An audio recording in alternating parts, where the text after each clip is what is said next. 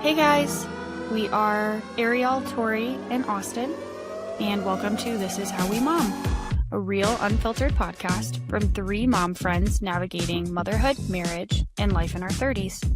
No fluff, no curated answers, just honest conversations and genuine reactions. Each episode, one of us brings a surprise topic to the pod, and the other two have no idea what's coming. We share our perspectives, our chaos, and our meltdown of the month, because with 6 kids under 4, there's always something wild to laugh or cry about. Expect candid mom talk, relatable stories, toddler drama, and plenty of humor. This is our outlet for surviving motherhood, and we'd love for you to join in on the ride.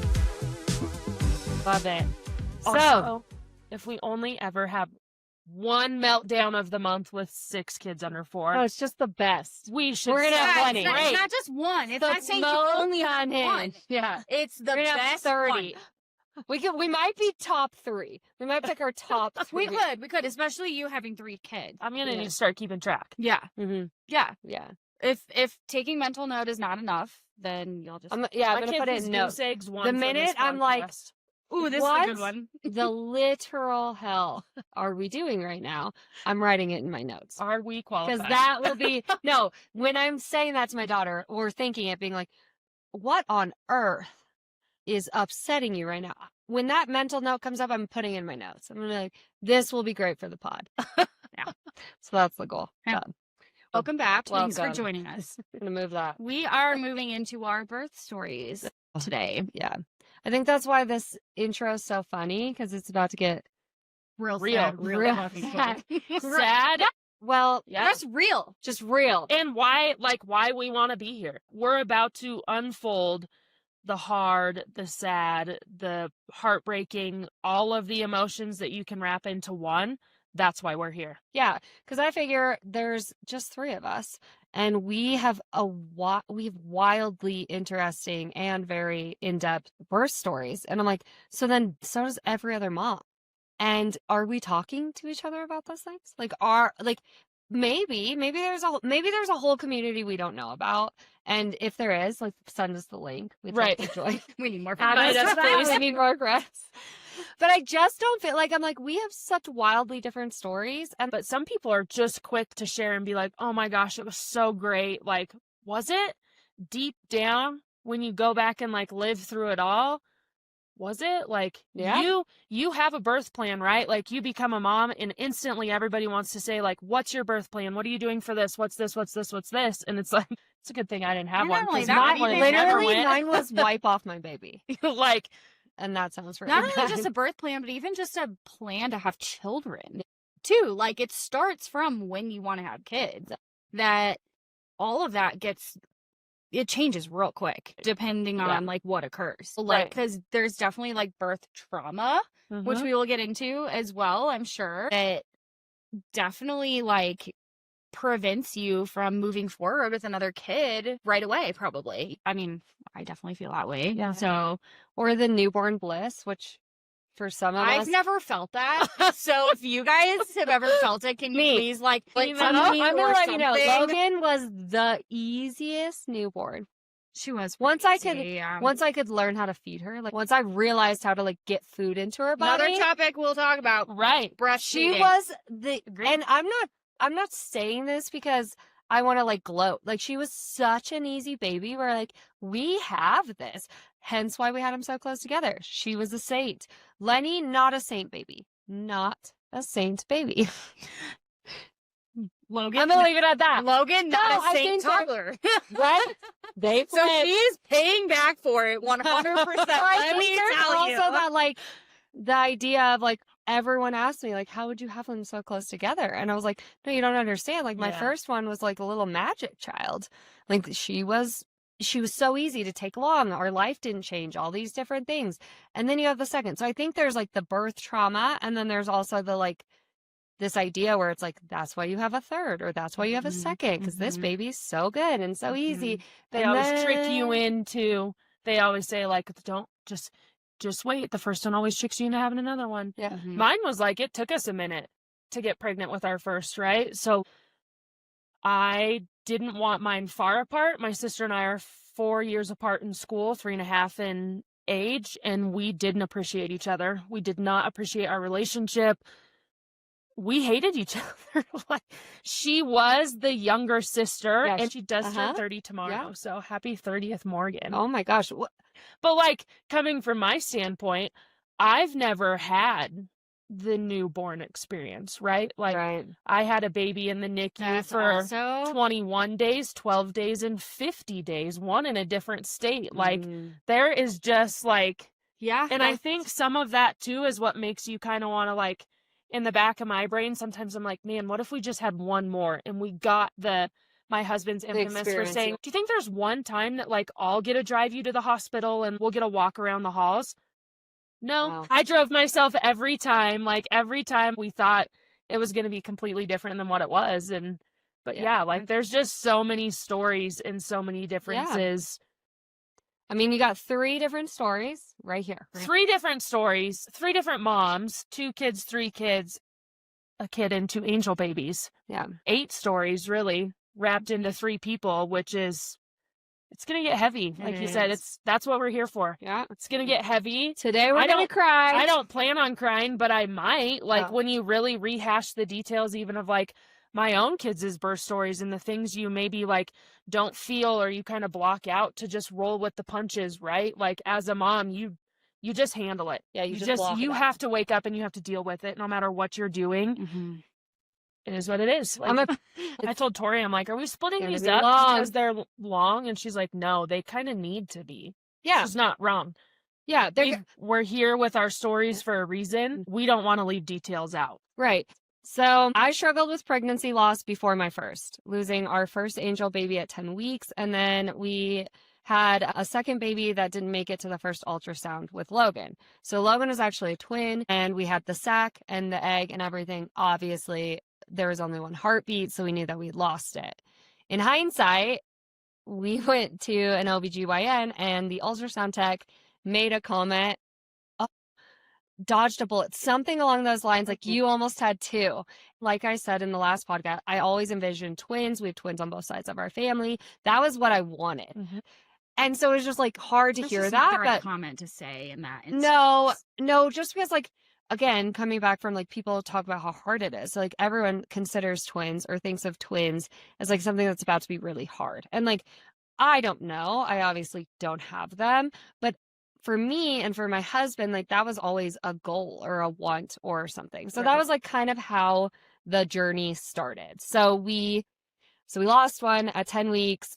I knew because I had started bleeding, but the OBGYN that I was with, a different one at the time, they couldn't get me in until 9 weeks. So I kept calling and calling. I was like, so at 8.5 weeks, I started bleeding. They couldn't end up getting me until 10. And at that point, a few days before, I was like really bleeding. I just knew in my heart. And so I asked Brady to come with me. And so we went to the first ultrasound, and they're like, we're so sorry, we don't hear a heartbeat. And I was like, I figured. And I was still actively bleeding. So like, if we're going to get real on this podcast, when we got drunk, right? Like, I was so upset because it took a really long time to get pregnant.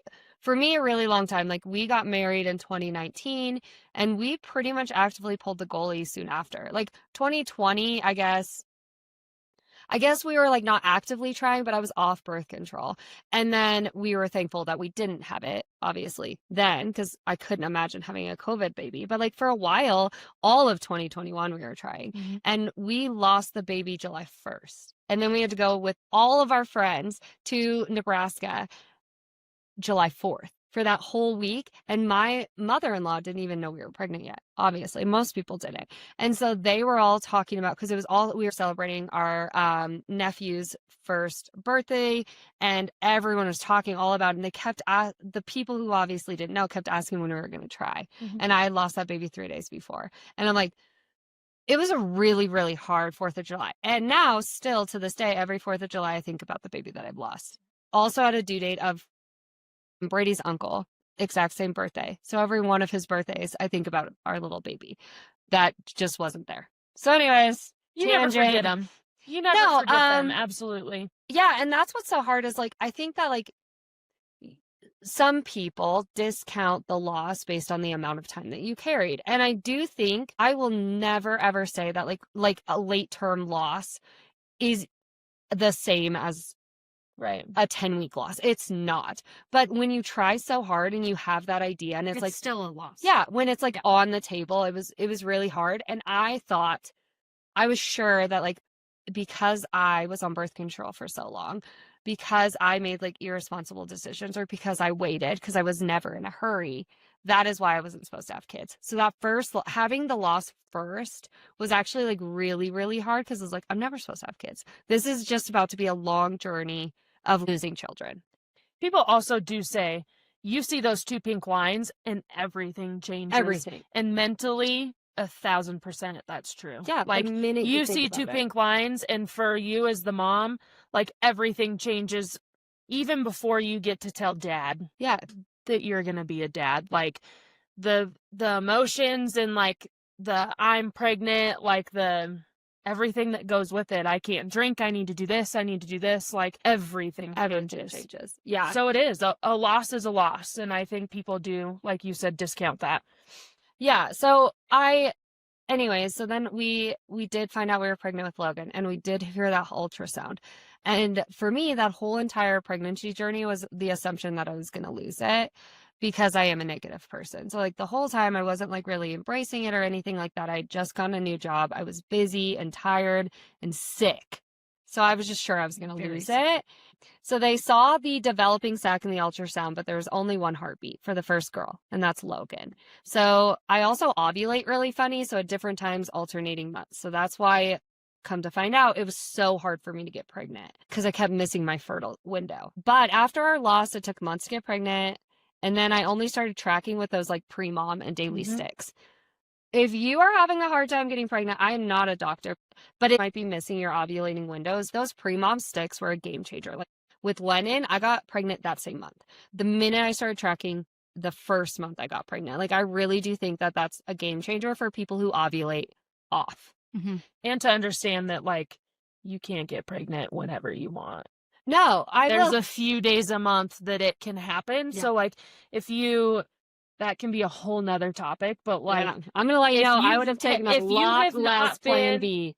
Taught, if you have not been taught that, and you have not been like shown when and how to get pregnant, and you only hear stories from people that are like, I had sex one time and I got pregnant, and it's not that easy. So you get the scare factor if you're having sex out of wedlock and you are not ready to have kids. You have the scare factor that like you could get pregnant anytime.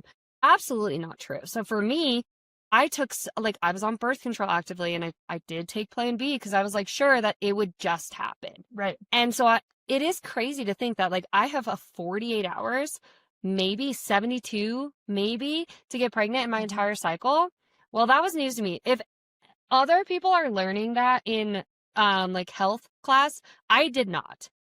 So maybe it's Wyoming education, but like I did not learn that, and that would have been nice to know. So Logan, the one before I was just lucky to hit, but then Logan I knew, and I was the one that like it took. So I did the pre-moms, we were able to conceive. We used that method after Logan for Lenny, and then it was like super easy because I knew I wanted them close together, and I was worried it was going to take a long time again. Right. So just got right back on the wagon. Logan was no easy. pun intended. The minute I got a period, I was like, Brayden, legs on the top of the headboard. We're doing this. Keep it PG, moms. Do not watch this vlog. You won't. They don't know how to do technology. They should be fun. So in terms of stories I've heard before and during my pregnancy in comparison, I would consider mine relatively seamless. Like I had pretty easy pregnancies, with the main hurdle being sickness. But I will say the level and length at which I was sick was really, really hard. Like I had all day sickness, actively puking for 22 weeks with Logan and 16 weeks with the second. I was even on medication to try to stop the puking with both. And with Lennon, I was still puking 4 to 5 times a day on Zofran. In my car, in cups, in my car. I'm in the mountains of Colorado, and that drive, I would just like, I would puke in a cup. I puked everywhere. It was so bad. For different reasons, I have puked. So yeah, on the roads it was Colorado. That was really, really hard. It was draining, and it inhibited me from gaining like weight during the first 2 trimesters. And that was the biggest concern I had through both of my pregnancies. Because even Lennon was smaller. Mhm, She was always measuring smaller. So weight gain and baby growth, they both measured so small, and they kept being like, you need to gain more weight. And I'm like, I'm sure you. trying. But with Logan, the first 12 weeks, I ate avocados and sour candy. With Lennon, and seafood. I could do seafood with That is Logan, which so is weird. wild. I could do like any fish, and that was it. Like, and then Lenny, I can eat anything, but nothing ever sounded good. So I knew I would throw up all the time, but it was not because of food. So I didn't have the same aversions. Nothing ever sounded good. So I could not make myself eat. So that was their biggest concern. And my body also restricted growth. Like, I'm 6 foot, and I would consider myself thin by nature. So my body is just real long and real compact. Yeah. So I didn't have a lot of places for my babies to grow. Right. And I felt like you carried, especially Logan, posterior, back. like Yep. very far back. Yes. And the anterior, like, I didn't feel Logan until like 22 weeks. Did you have an anterior placenta? Mhm. Yeah, like Okay. I felt Yeah. like I always had back pain. Like, I carried him Yeah. so far back. She was so far back. I Yeah, remember both that. of the like gender reveals at 20 weeks, like, no one even knew I was pregnant. Like, That's true. I hid mine from my Here. for 24 weeks is when I told them that I was pregnant. I was like, by the way, I remember you being like, I actually should probably Have a tell full them. ass fetus in my stomach. this baby could be delivered today. And it would make it. And it'd probably make it. I should probably let them know. So yeah, I could not gain weight. And that was like the biggest issue, which I say that now in hindsight. It was like, I had a really easy pregnancy. And whenever I tell Brady, because I'm like, we should have another, he's like, do you not remember throwing up in a cup everywhere we went multiple times a day? And I'm like, yeah, but in like grand scheme of things, to me, it was relatively easy. temporary. People- And it's Yeah. also our like job, if you think about it. Yeah. We instinctually know it is our job to bring the children Yeah, into this I agree. world, but nonetheless, our brains are so good at like pushing the hard stuff aside so that we can get the job done. Yeah. As a mom, you just do You it. just do it. You don't have an option, whether it's your first baby, your second, your third. You wake up and you just do it. It doesn't matter how sick you are. It doesn't matter how tired Yeah. you are. You just have to keep functioning. You keep going through it. So it is, I think, easier for us to kind of turn a blind eye to it when the husbands are like, Yeah, you actually Really? had a miserable time. Yeah, so I had both of them at 39 weeks. Logan did come on her own, but Lennon was an induction. And so with Logan, I was in active labor for like a long time at home. Remember Like those? that night before at 12:30 in the morning, I woke up and was like, I'm in labor. But he's like, are you? And I was like, I'm like so sure. And he was like, well, start tracking. And all day long, it never got consistent enough for the doctor to let me in. So I kept calling. I called up 12, I called up 7. So Like, I was like, wild.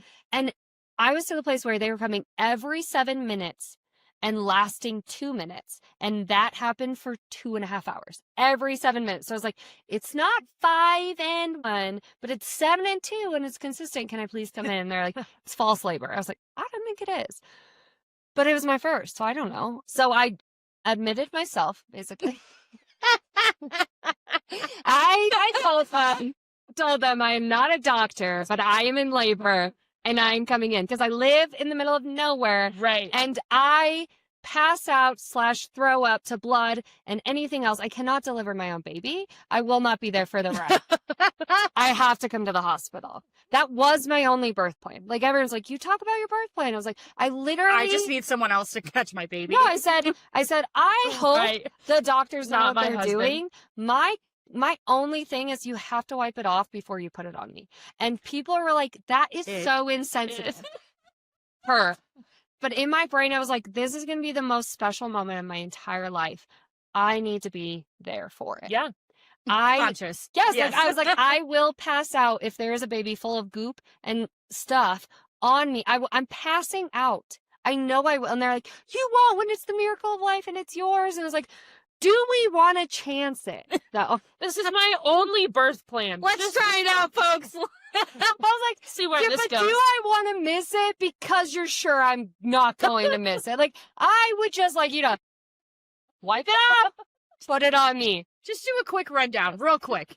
So, yeah, so I checked myself in and they were so sure that I was not in active labor, but the nurse praise nurses, not just because you're a nurse, but the Praise nurses, nurses. praise nurses. She advocated for me unbelievably. I was like, I think I'm in active labor. And she was like, we are not that busy. Just labor in here for a couple hours. If your dilation changes, we will check you in. The doctor, she's like, and I don't think she was supposed to tell me this. She's like, the doctor thinks it's false labor, but like, if we can show that you're dilating, we'll check you in.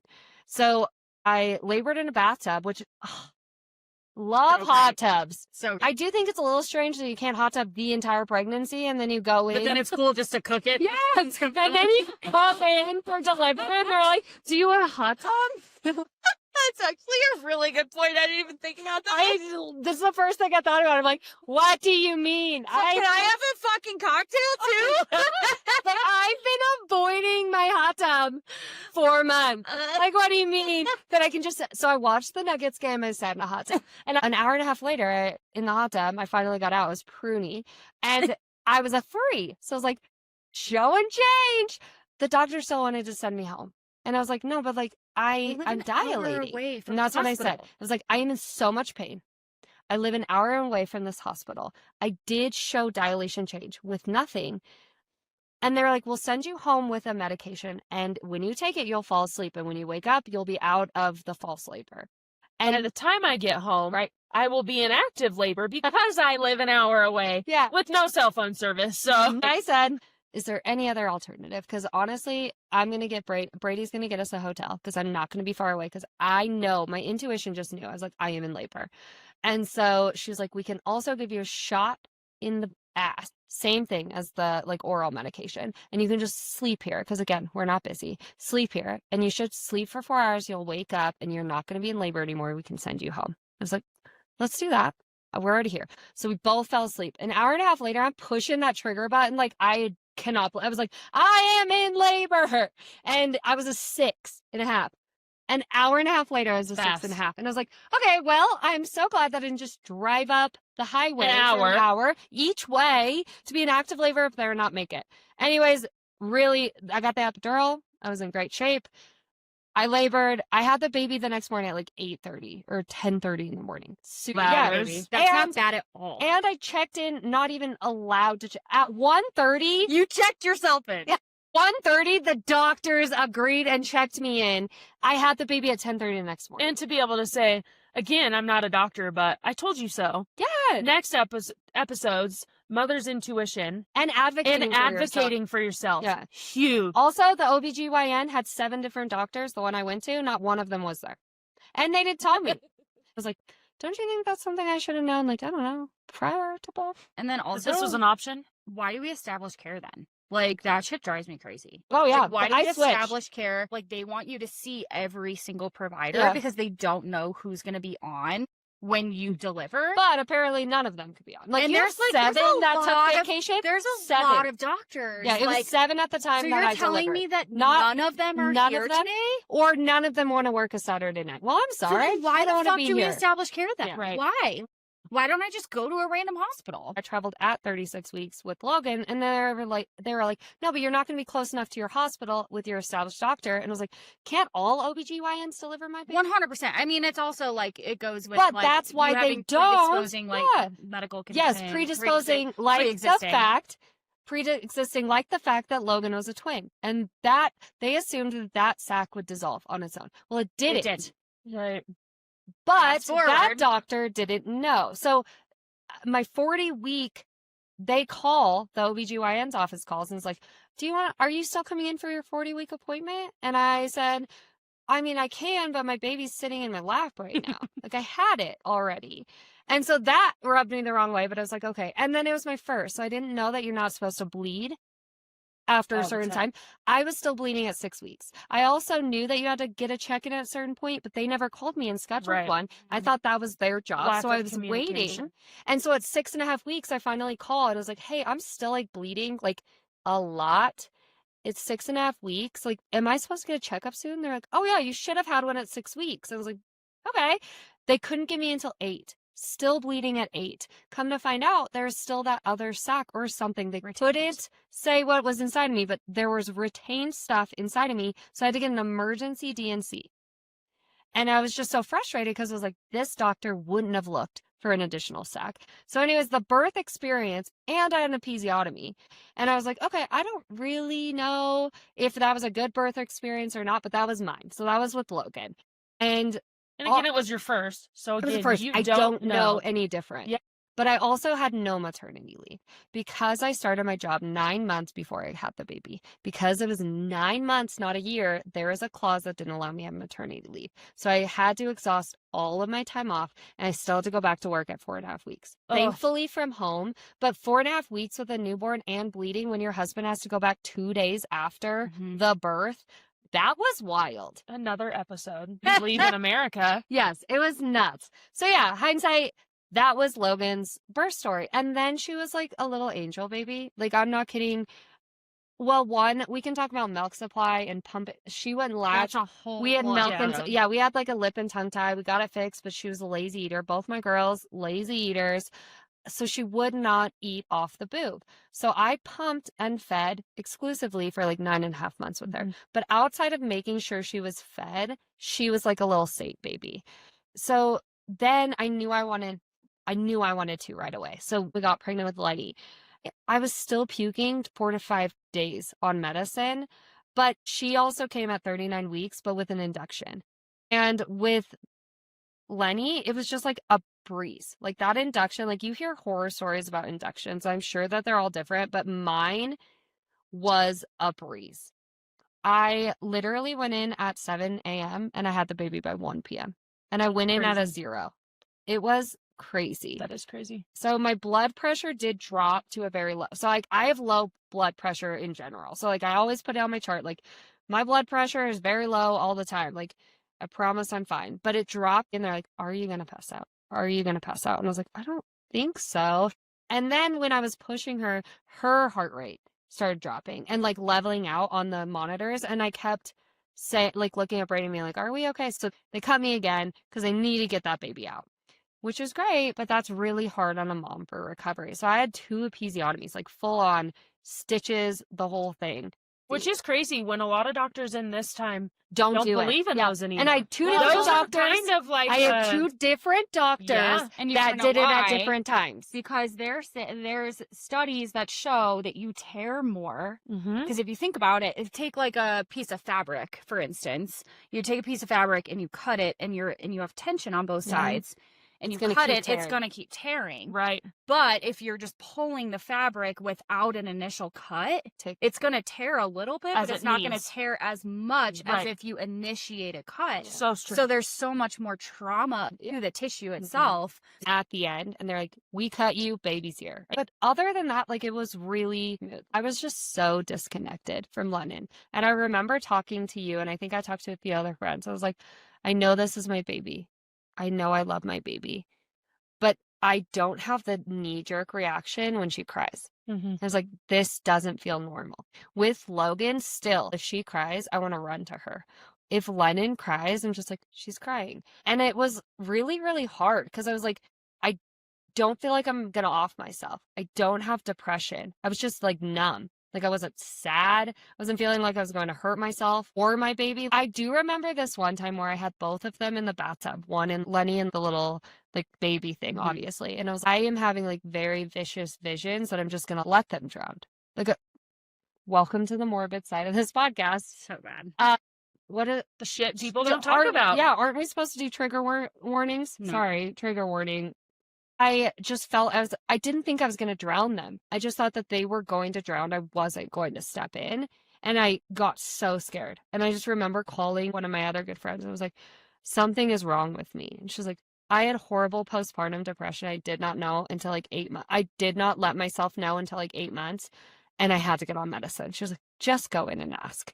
And I was like, okay. So they're like, this can act different in different people. Like, you're not just sad. And I wish more people talked about that because you don't just hate your child or you're just sad. Like, you can have all these different like Symptoms, ways yeah. and Well, symptoms. I think you and I talked about postpartum rage. Oh, yeah. is very real. Yeah. There's depression. medicine for that. And I think a lot of people only know about depression when there's truthfully the postpartum anxiety or those visual images that pop into your head after you've had a baby. I don't care what they are, whether they're SIDS after you've put them to sleep, co-sleeping and you not waking up and suffocate. Those images are real. The one that replays in my head all the time is I'm walking and I trip and fall and my baby dies because they hit their head down the stairs, whatever it is. Like, I've been around babies since I was little, all of that. And those are just very real images people don't talk about. Yeah, it's just, I feel like there's a cookie cutter description of what postpartum depression was. And like, I didn't Or fit it's just that's what's in our head. In our head, yeah. Like, because depression from a societal standpoint is associated with sadness,